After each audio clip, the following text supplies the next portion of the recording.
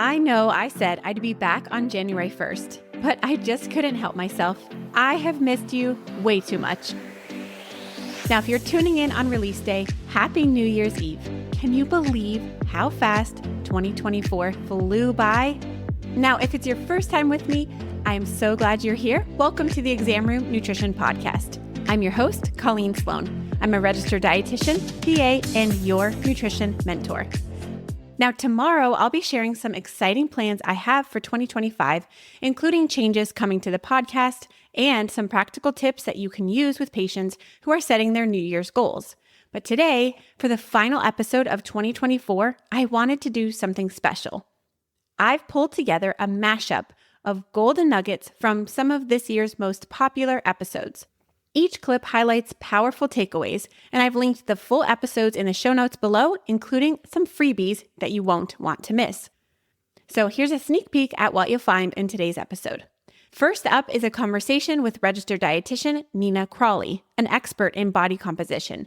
Nina breaks down the truth behind BMI, how to explain it to patients, and what alternative metrics are far more insightful. Next, pediatric dietitian Veronica Lamarca shares her brilliant strategy for when a child says, "Yuck, I don't like it." Her response is simple, smart, and incredibly effective. Then I chat with Erin Scherer, a fellow PA and dietitian, about the 4 must-have nutrients for wound healing. She offers a fantastic visual tool that you can use to explain these to your patients. This clip comes with an incredible resource, the Post-Surgical Nutrition Guide. In it, you'll find 10 meals and snack ideas to optimize wound healing, and you can grab it completely for free at examroomnutrition.com/meals. That's examroomnutrition.com/meals, MEALS, and I'll link to it down in the show notes for you. After that, cardiac dietitian Michelle Rothenstein gives a masterclass on lipid panels, decoding HDL, LDL, ApoB, and what a truly heart-healthy diet looks like. We also revisit one of my Summer Shorts episodes where I answer the age-old question, do eggs really raise cholesterol? Now, my answer might surprise you. And finally, pediatric dietitian Elaine Gatto delivers one of the best breakdowns of infant formulas I've ever heard. If you work with infants, you will love this segment. I had so much fun putting this together, and I think you'll love reliving these moments or hearing them for the first time. So grab a cozy spot, definitely a cup of coffee, and enjoy this special mashup of 2024. I actually have patients call and ask me if we're not using BMI and it's not the only indicator, why is it on my super bill? Why is it as part of my child's diagnosis? So I would love for you to kind of walk me through how can we explain that BMI to the patient and why we're still actually using it, even though, we're moving away from measuring it as a sole outcome. The way I sort of frame and talk about BMI is really, hey, this is a screening measure that helps us determine how much excess weight you're carrying. BMI is really just a relationship between height and weight. So it is used when we need something free. It's used when we need, epidemiologic studies where we're looking at a greater population because it kind of gives us an orientation of where someone's at. It's not a specific measure of excess body fat or, importantly, who you are as a person. And so I think even in your limited time that you have with a patient, it's worth a sentence or two on that topic to really let them know, here's where you stand, here's what's happening in the field, and let them know, hey, now that we have better measures, we're going to do better. And so I think people really understand that example of you could be a bodybuilder and have obesity, but would anyone call that person as someone who has excess adiposity? No. You could be a frail older person and, be considered normal, but you're, at risk for falls because you have sarcopenia. And so I think if you sometimes using those extreme examples is a good kind of counseling strategy to say, this is why this is not a great measure. And you may be somewhere in between that, but we want to know your individual risk.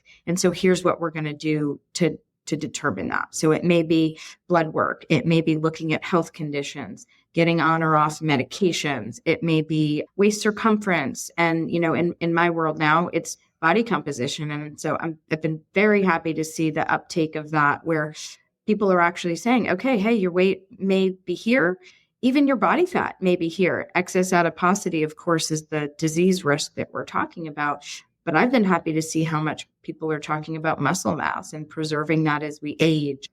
So I would love to hear some other non-scale victories that clinicians might suggest and throw out there to see if that might encourage the patient to track that. Yeah, so there's a lot of non-scale victories. My first actual suggestion would be not just to list them and sort of jump into advice giving maybe, but it would actually be to sort of have that conversation about what matters to you. And I think that's one of the most important kind of questions, however you feel comfortable phrasing it. But when you can get to the core values of a patient and really start to see what they care about, what's their identity, that's not only going to be helpful for setting goals, but it's really going to be helpful for keeping them on track long term, because we all can get excited about a short term thing. A lot of the goals that people set tend to be these sort of short term objective things that are somebody else's idea, extrinsic motivation type options, but really the intrinsic motivation, that someone's internal core beliefs, that's what's going to relate to them. So that would be the non-scale victories that matter. So you may hear in their language, they're talking about energy. I think that's a big one of how do you feel? And there's some people who can really connect to energy levels, sleep quality, and things like that, happiness, enjoyment, mood. And then there's some, I'm thinking of my more typical male patients who are very numbers focused. And so for them, their personality or their preferences may be more objective, but in different ways. So they may be the ones who want to get different blood work tests that they can do. You know, there's more innovations, I think, even in looking at liver fat that you can do that are objective scores and numbers. I really like looking at visceral adipose tissue. It's an objective clinical measure, but it's something that's actually directly related to health. You know, the fat around your abdominal area, rather than just the weight or something like that. And then I think, you know, ability to do things you couldn't do before, coping and emotional awareness. These are all important for the right patient. Social things like relationships with others, connections in their life. And so those are some of the non-scale victories. There's things even like clothing size, which sometimes can be a proxy for weight, but for the right person, you know, fitting into certain clothing can be a goal that they're looking for. And then the functional stuff, which I think most everybody can find something like, I want to get on the floor and play with my grandkids. That was such a big one for a lot of my patients. Flying in an airplane and not feeling uncomfortable as you walk down the aisle and someone looking like, oh no, are they going to sit with me? So some of those, and you can kind of gather those from the way that patients are talking about how they feel about their current state. And then when they start to talk about where they want to be. What do we do if a child says, yuck, I don't like it? What can parents say in response to that? Great question. And that may be their way of expressing that they don't feel like it tonight. They're not ready to eat that.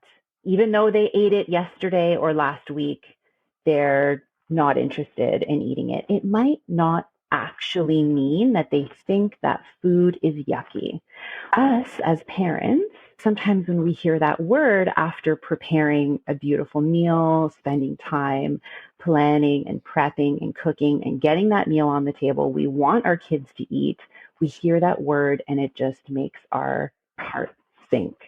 So my advice is I always tell parents, try to not let that word really get to you. Take that word with a grain of salt, because when we hear that word, it might prompt parents to think, I can't ever serve that again. My child doesn't like that. They're not going to eat it. But in reality, a way to help kids expand what they're eating and learn to like a variety, offering these foods that they may have thought were yucky or they may have, refused in the past, offering them over again is really, really important. What would be just a kind of a simple one-liner or a statement that the clinician can tell the parents to say back to their child when they say, yuck, I don't like it? What can the providers tell their parents to respond with? I always like to recommend leading with the words, you can. So whether it's you can leave it on your plate, you can eat it when you're ready, you can try it when you're ready, you can try it next time. I find, especially in the world of social media, there is a common reaction to say, you don't have to eat that. But in reality, we want our kids to try. We want our kids to eat. So saying, oh, you don't have to eat that may just take the pressure off completely, which is a good thing, but we do want them to eat it. So saying something like, you can eat it when you're ready, or that's okay if you don't want to eat it today, you can eat it next time, or you can try it next time. So leading with those two words, you can, is a good way to kind of keep that possibility open for kids to potentially try it or eat it in the future. Although there isn't a specific post-op diet, I know there are certain nutrients that patients should be focusing on, and there are specific foods that do promote healing. So I would love to hear what some of those are. I'm going to actually use an analogy here. So when it comes to wound healing, you can think of your body as a construction site, okay? Protein is one of the major components here. It's like the bricks. It's essential for building and repairing the tissue. Now, after an injury, your body is going to need rebuilding and repairing. Just like you need more bricks for a bigger repair job, your body is going to need more protein to heal wounds. So depending on how serious that wound actually is, you might actually need to double your protein intake compared to what you usually eat. Normally, the recommended dietary allowance for protein is 0.8 grams of protein per kilogram of body weight per day. However, if you've had some sort of wound or surgical procedure, those needs can go up pretty dramatically. And that number goes from 1.2 up to 2 grams of protein per kilogram of body weight per day. So essentially, it's going to double or more, depending on the type of surgery or procedure that you've had, or the size of your wound, or your nutritional status before the surgery. Some good sources of protein. If you eat animal products, a lot of these do provide good sources of protein. So our meats, chicken, turkey, beef, pork, seafoods, fish, and shrimp, our dairy products, eggs, milk, cheese, yogurt. However, if you do follow a plant-based diet, there are lots of great options for you as well. You might want to encourage lentils, beans, tofu, quinoa is another great source. So lots of good sources of protein for our patients and for our own bodies to help repair it when we have wounds. Now, another important nutrient is vitamin A, and this acts as the body's tool for constructing new tissue. It's going to help ensure that all of that repair work is done right. Vitamin A is going to help support those tissues. You might think of this as the food that comes from carrots, right? It's in those orange and yellow fruits and vegetables. So we do have a lot of vitamin A in carrots, sweet potatoes, pumpkins, apricots, sort of those yellow, orange colored ones. But it's also in leafy green vegetables, spinach and kale. And then if you're looking for some animal sources of vitamin A, eggs and dairy products and fish oils, those have vitamin A too. We also have vitamin C. This is a helper that brings those necessary materials to the construction site. So it's going to bring in collagen, and then it's going to add that as the scaffolding to sort of support the new tissue. So we can get vitamin C from our citrus fruits. I'm sure that you've heard that before: oranges, lemons, limes. But it's also found in berries like strawberries and raspberries. And then my personal favorite is bell peppers. So vegetables like bell peppers, broccoli, and Brussels sprouts are also really good sources of vitamin C. We also have zinc, and this is going to serve as the foreman of the construction site, because this is going to oversee everything, make sure the immune system is supported, fighting off any infections, and then just ensuring that everything is running smoothly. This is what we use to support our immune system in wound healing. And good sources of this include beef, pork, lamb. You can also find it in oysters and crab and lobster if you like seafood. And then the plant-based options, we would want to include chickpeas, lentils, beans, and then pumpkin seeds, sesame seeds. So again, those nutrients that I talked about, the protein, the vitamin A, the vitamin C, and the zinc, they're going to be really important for the healing process. There is one other nutrient that I didn't really talk about, but I kind of wanted to bring up because it does have a role in wound healing as well. And that is omega-3 fatty acids. So these polyunsaturated fats are not just good for heart health, but they also play a pivotal role in controlling inflammation in the body. So during wound healing, inflammation is important and it's necessary for healing. But if you have too much inflammation, that can actually hinder the process, and it can actually damage the healthy tissue. So incorporating some omega-3 fatty acids into your diet can help control that inflammation and support wound healing. So good options or sources of those include fatty fish like salmon or mackerel, and then flax seeds, chia seeds, and walnuts. I would love for you to help us understand the difference between cholesterol levels and LDL and HDL levels and exactly what part of the diet affects those numbers. Sure. So when we're looking at, your average lipid panel, your total cholesterol is going to be a combination of all the types of cholesterol. Your LDL is that cholesterol that's associated with atherosclerosis. But now we know that if we dig a little bit deeper, some of that LDL can be more atherogenic than others. And so if we were to just look at a basic lipid profile and we took your total cholesterol, subtracted it by your HDL cholesterol, we would get your non-HDL cholesterol. And that's a better surrogate for how atherogenic that LDL actually is. And in that regard, we want it to be ideally less than 100 milligrams per deciliter in someone who is at high risk. And your HDL, we've seen that when it's too high, it actually becomes dysfunctional. So while it's considered good, it's not relative to LDL. LDL and HDL need to be looked at separately because even if you have a normal or optimal HDL, but your LDL is high, that can still cause atherosclerosis. So LDL is very important. If you want to go more into that, ApoB is even more atherogenic because of the way that it sits on the LDL and causes that plaque to form in the arteries. When it comes to diet, we know that a high saturated fat diet doesn't allow LDL to be broken down by the liver. It lowers the amount of LDL receptors on the liver, and therefore it causes more LDL to be in the bloodstream. So we want to make sure that we're not having a very high saturated fat diet where it would promote more LDL formation in the arteries. Sometimes as clinicians, we tell our patients, hey, you should follow a low-fat diet or let's cut out all fats. I would love to hear your thoughts on if that's a good recommendation or not.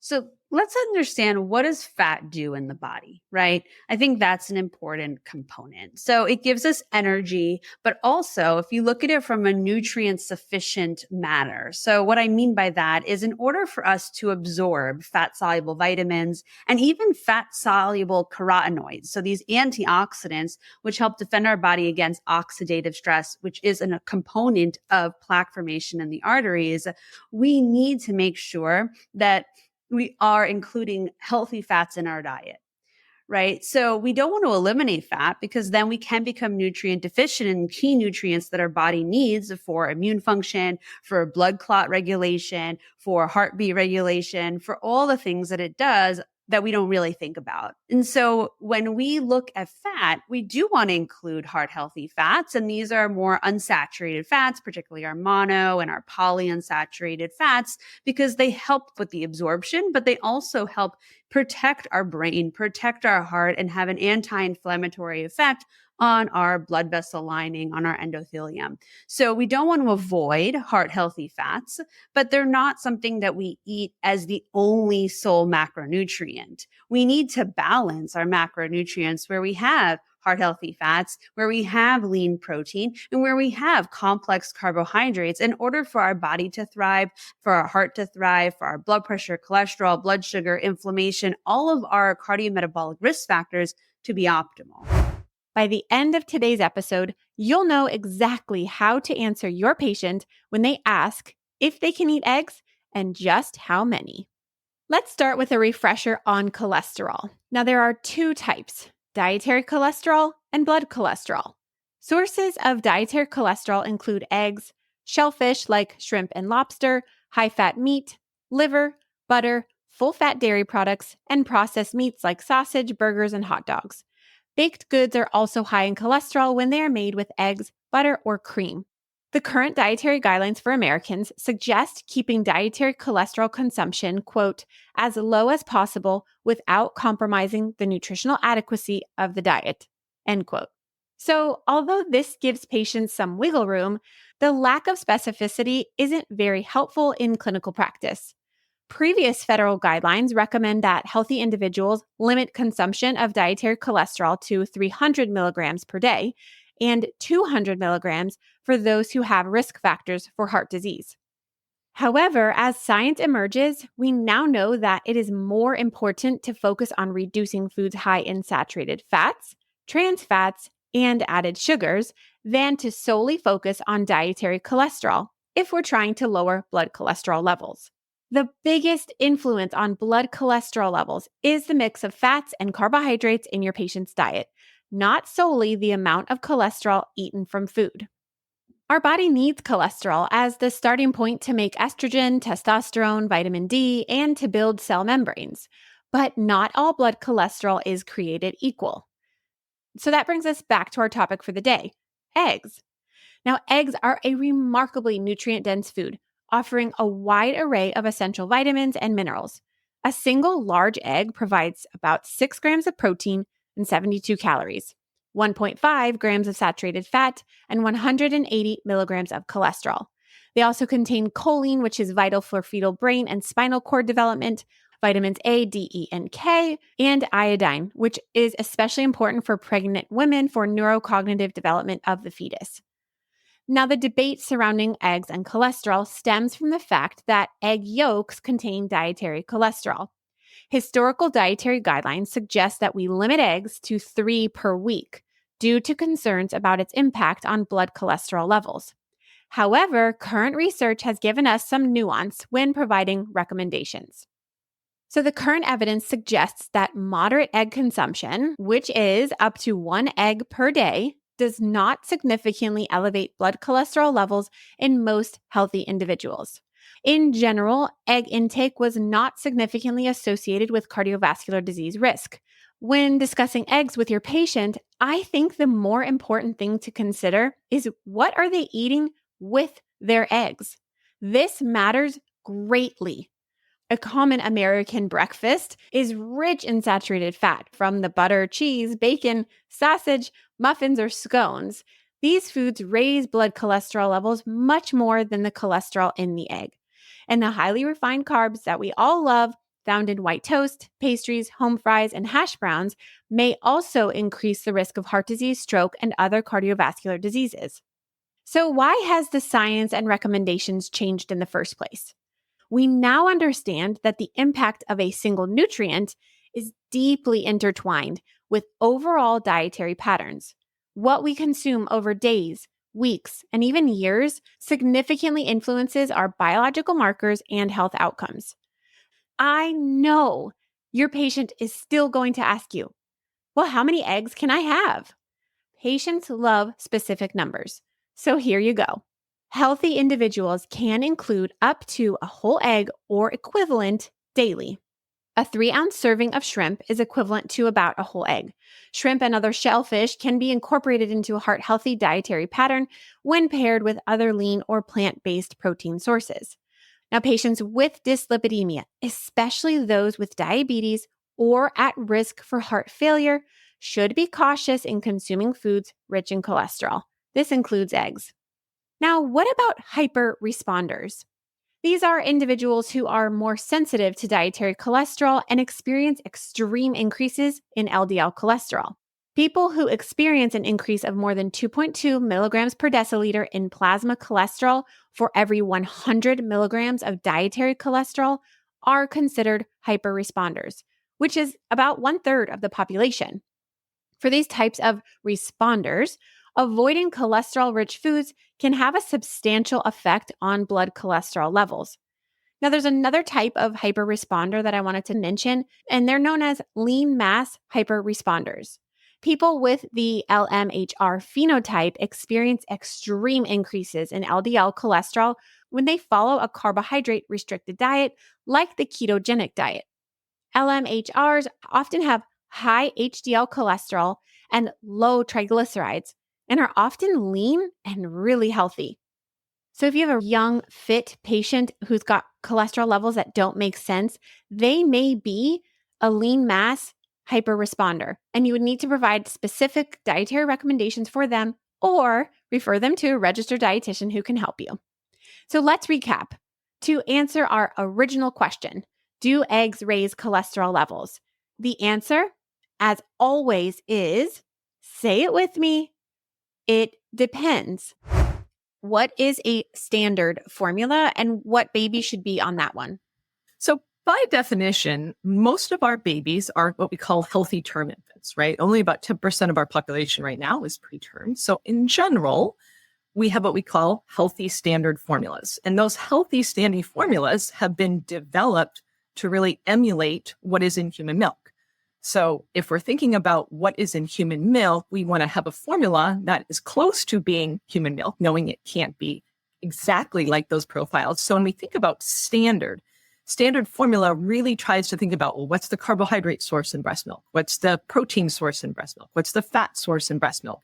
And how do we think about putting those into a formula that's going to be the most similar to having those growth patterns as a healthy breastfed infant? So when we say standard, that means, for example, the lactose, which is a carbohydrate source. That is what is found in human milk as the primary carbohydrate source. That would be, therefore, the standard ingredient of carbohydrate in the infant formula would be lactose. Similar to protein would have whey and casein, just like breast milk has. Same thing. You would have an infant formula that is standard formula, would have that ratio of whey and protein. Similar to fats. Fats are made up of different types of fatty acids. And so there are types of fats, for example, vegetable and type oils that are added into the infant formula to emulate that fatty acid profile that is seen in human milk. As you were talking about in the beginning, to really solve a symptom or to solve a problem that the infant is experiencing. So I would love for you to break this down for us into kind of how it branches out from a standard formula into the other different types that we're going to see in the infant formula rooms in our clinic. So I always like to think about it as a visual learner myself, to think about it as a pyramid. So the majority and the bottom of the pyramid are going to the vast amount of infants that would be receiving formula are going to be healthy infants, right? Those are going to be the standard infant formulas that we just discussed. But then there's a piece of that where we have those symptoms. So for example, this would be your symptom of colic, fussiness, gas, a little bit of spit up. And so that's when at that period of time, you're getting into formulas that are specifically made, like we'll say a Enfamil AR, which is an added rice starch for spit up. Or you have a Similac sensitive, where they are looking at it from a specific of maybe that baby has a little bit of tummy trouble, a little bit of fussiness and gas. And so this next kind of tier on that pyramid is when those ingredients are slightly modified. So just from a general macronutrient distribution, for example, some of that lactose can be removed and then replacing it with an alternative carbohydrate source. And that's when you would see something like glucose polymers, glucose corn syrup solids, sucrose is sometimes added. So those are some just alternative carbohydrate sources. You could also, example, thinking about, some reflux or some spit up.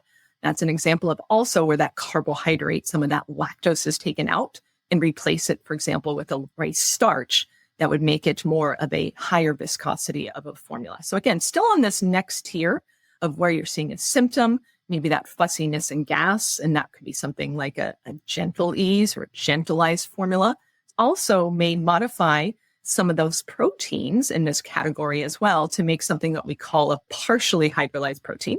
So as we think of amino acids that make up proteins, this is not singular amino acids or just single peptides, but really kind of a chain. So if you think of a necklace that has lots of chains on it, if you think of, whey and casein or intact protein, so a nice long chain. But then when you partially hydrolyze it, that chain just cuts into pieces. And so you might have a few of those amino acids in a chain, which makes up a small peptide. So again, that partially hydrolyzed formula in this category may enable, if that baby's having some of that fussiness and gas, potentially due to having to break down those proteins in the gut, maybe that provides some alleviation of some of those symptoms. So that's kind of that next tier.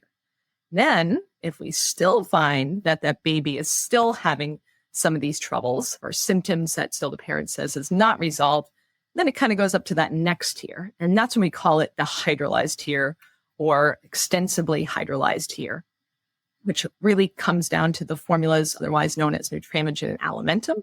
And these are products where the protein is really been broken down into just really a couple of different peptides with a couple of different amino acids. So it's not just chunks of amino acids put together, or large peptide chains, but possibly smaller peptide chains, maybe 2 or 3 links of proteins or amino acids, and then maybe some singular amino acids as well. And so what does that do? Well, we're really trying to prevent the gut recognizing the protein as inflammation or allergen. So this is where potentially you could have a milk protein allergy baby. So really, this tier takes those proteins into much smaller pieces. And then if you think of that pyramid again, the top of the pyramid is really when we get to those formulas that are 1, quite more expensive, 2, don't have the best smell. And I was going to go back to think about that digestion of that formula has really been done for the baby. So it's really broken down into just your single amino acids, takes out that carbohydrate of lactose. It really brings down to, again, that protein level that's just single amino acids, so that the likelihood that the baby would have any reaction to that protein is minimal. These are babies that also have high colic. And really, this is the top of the tier. In that top category would really include your pure amino, your EleCare, your alpha amino. Those are the ones that we often see in the market currently that would meet that top tier, that elemental. And again, think of it as the top tier of the pyramid, because it's really a small percent of the infant population that would need those formulas on a regular basis or for an extended period of time. Well, my friend, I hope you loved this little trip down memory lane with some of the best moments from 2024. Whether it's helping patients rethink BMI, simplifying wound healing nutrition, or finally settling the debate on eggs and cholesterol, these conversations were packed with practical tips and tools to make your job a little easier. Now, if something sparked your interest, go check out the show notes for links to the full episodes and those must-have freebies. Pick your favorite and dive in. You just might uncover a golden nugget you missed the first time around. Thank you so much for being part of the Exam Room Nutrition community this year. I'm wishing you and yours a happy, healthy new year. I'll see you in 2025.